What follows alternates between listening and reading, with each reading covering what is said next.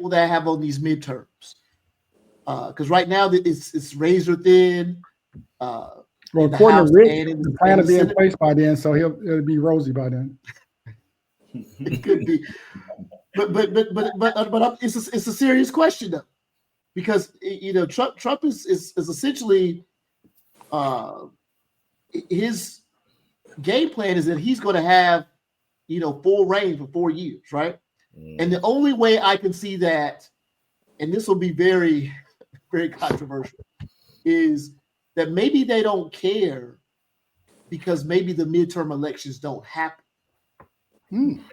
Wow. What's going to keep it from happening, Pete? Elaborate. Well, Trump has already, and I know you got on me about this, Rich. You don't believe it. He's already said you only have to vote once. You won't have to do it again, right? Pete, how far fetched is that to believe when he didn't? It's not. Try not to leave the last. Come on. He's already shown us who he is. Exactly. So I mean, what are we talking about here, right? So that's why I don't know the answer to your question. I don't. I hate that I feel this way. I hate that I feel this way because I believe that we as Black folks who and folks in general who have a real commitment to civil rights and life will get better and fighting for a better drive towards equality in this country for the long term, right? And again, we come from a people who were mired under that for a long time. But coming up, I've been immensely optimistic.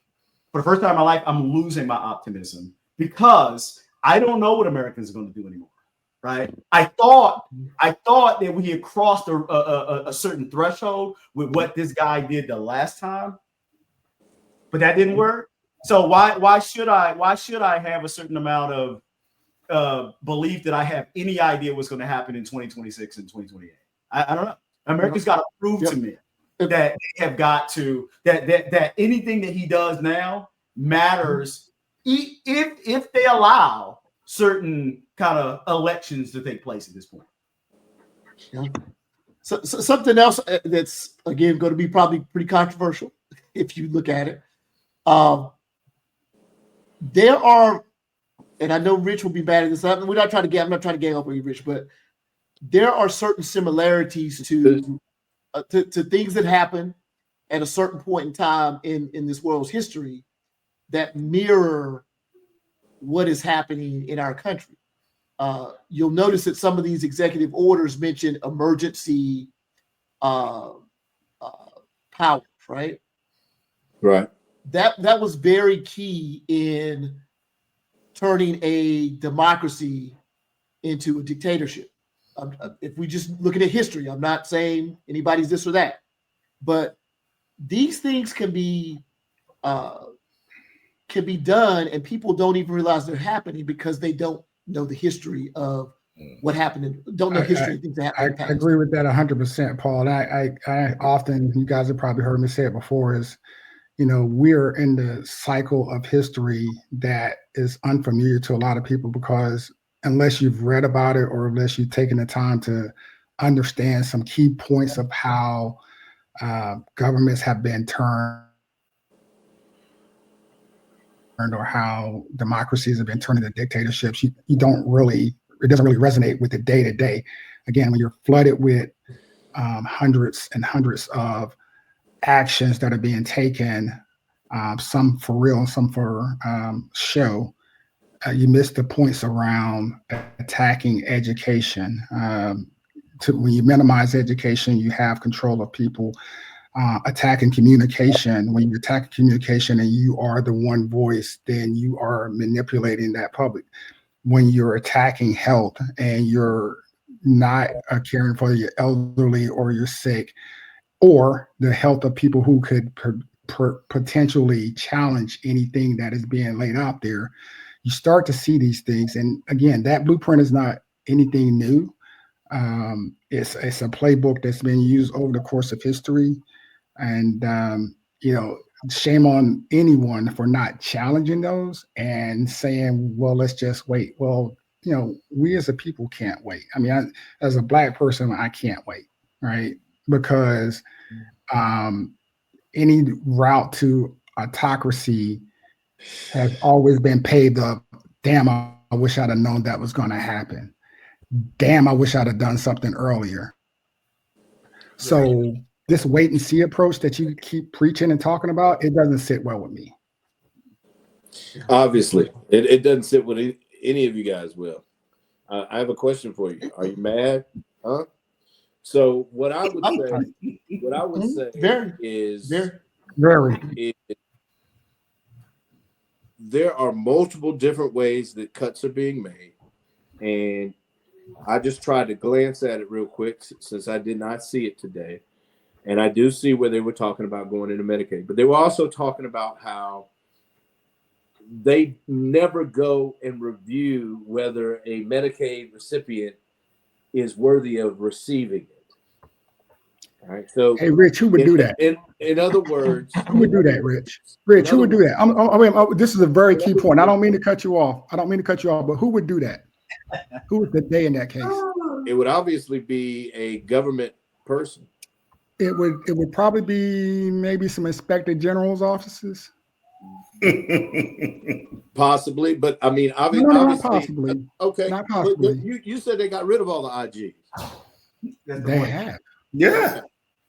So, in other words, if they're saying that that'll be something in the bill, they'll come up with another way of doing it.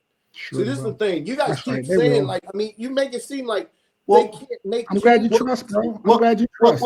I'm glad you trust. Here's another. Well, I mean, if that's what they're saying is in the bill, why can't we? You guys want to just talk about the most negative aspect of it, but I'm sitting here because it's a bill. Because if you pick out one thing in a bill, then this is the bullshit of bills as a whole. But if you pick out one thing in the bill and say it's good, and there's 8 bad things in it, then we're gonna talk about the saying it's good because I really haven't had a chance to read it.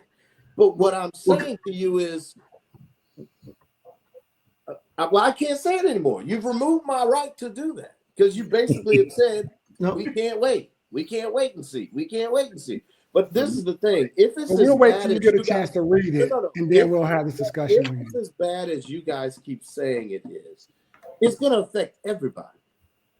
True. And that's not a good thing. Everybody. That's not a good thing. I didn't say it was. What I'm saying is, why would you want that? Why would he do that? Why? Because he don't care. He doesn't care. You guys keep he and his friends keep insinuating. Wait. You keep insinuating that he wants to be a dictator. He had 2 opportunities in his last tenure to easily do it. COVID. You think he couldn't have took over? He had people around him that actually. Last tenure, when he's doing it now. Like, but I don't understand that logic. He's doing it now. I'm giving you examples of his opportunities where he could have said, "You know what? I'm taking my ball, which is the U.S., and we're not playing no more. I'm that dude." He could have done it over COVID, and if he sincerely believed that the election was stolen, he could have got the military involved and took. He tried. And tried to be. There was an attempt at that. He tried a whole lot of stuff. He literally didn't. He didn't. Whoa. Wait. Quake, say that again. What do you think the insurrection was? Zara. Oh, military. What are you talking about? You got the memo on that? There was 100 federal officers in that crowd. Okay. We that's a different subject. That's a different. I get it. There's a different subject. This is a different subject. So, but here's a quick question though. In that vein, his first administration, he had Washington kind of insiders in his cabinet around him, right? Mm-hmm. Why do we feel that he's putting these people in place that are loyalists now? Because they will do whatever he wants them to. Because his first go around, he can be the dictator. The rich just trying to dictate whatever he wants and know that it will be followed through. You guys, you don't want to hear the logical reason. Go ahead. What's the logical reason? His first go round, he wasn't a politician. So he trusted old school Republicans who turned out to be rhinos, look, what you guys don't get is the bulk of Republicans that have been in there and Democrats, I don't trust any of them. I don't trust any of But them. you trust him and the people he put in now. You trust them. I do. So you think it's so you feel that it is okay? Kid, stop. Kid.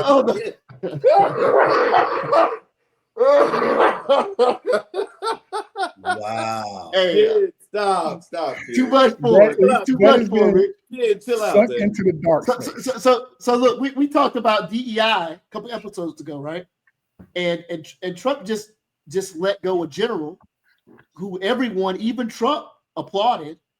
He let him go for someone that didn't even nominated him. Hold on. He nominated him in his but my question is, Rich, why would you let him go for someone that did not even have the minimum requirements for the position? Right? The three-star general that he put in place or nominated did not have the minimum requirements for the position, right? So my question is, why is he letting people go that seem to be quite qualified? Because after a second evaluation, it became clear that military readiness was secondary to his goal of DEI. His goal of DEI. Okay, y'all don't want to people hear like him are more comfortable they are with nepotism and cronyism than they are with a program that was meant to drive equality.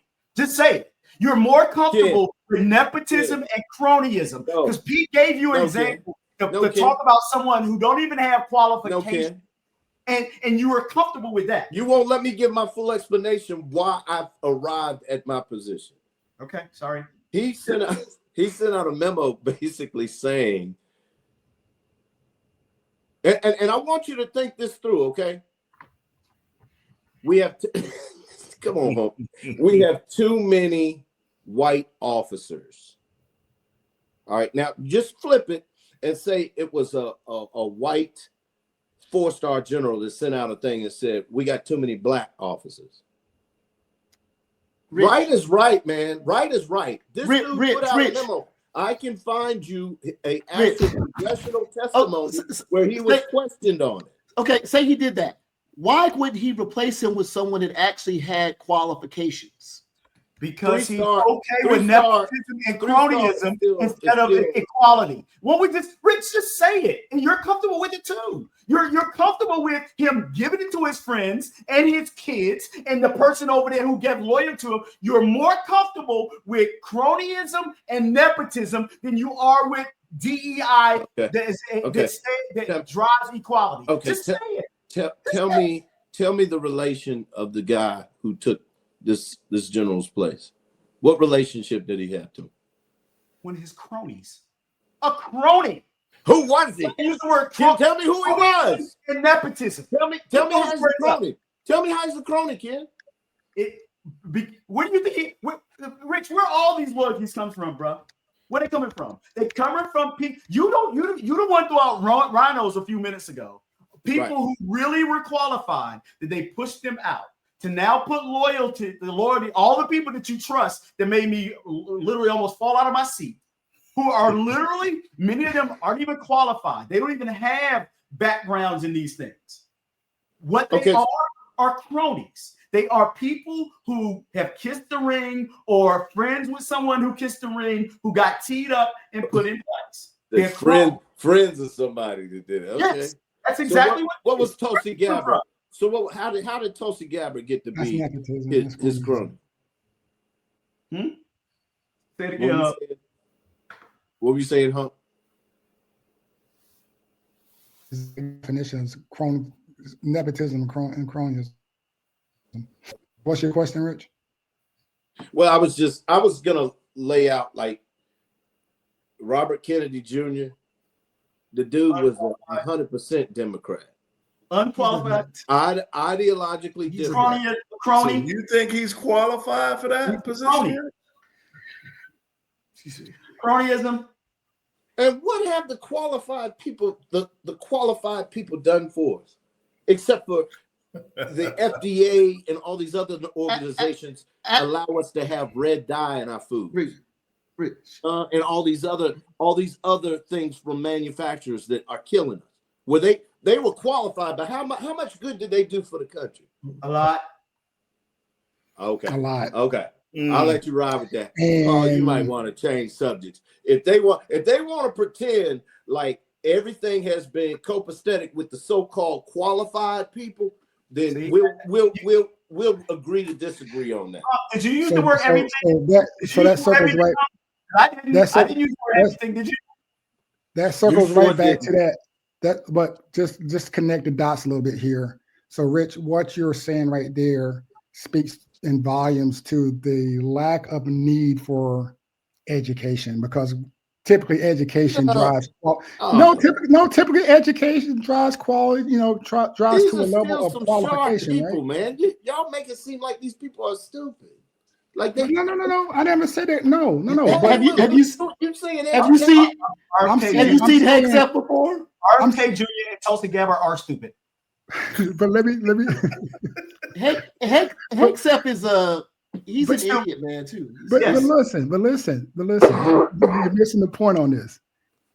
If what we are deeming as proper qualifications is somehow linked to you have the right education, you've been formally trained, you've come up in a way that makes you qualify, and we're now saying that doesn't matter. If we're now saying that qualifications, I don't care if you never served anything like that, you don't need that. You're now diminishing the path to get to that. And you make part a of the point. one portion of it is the education, other part is the experience.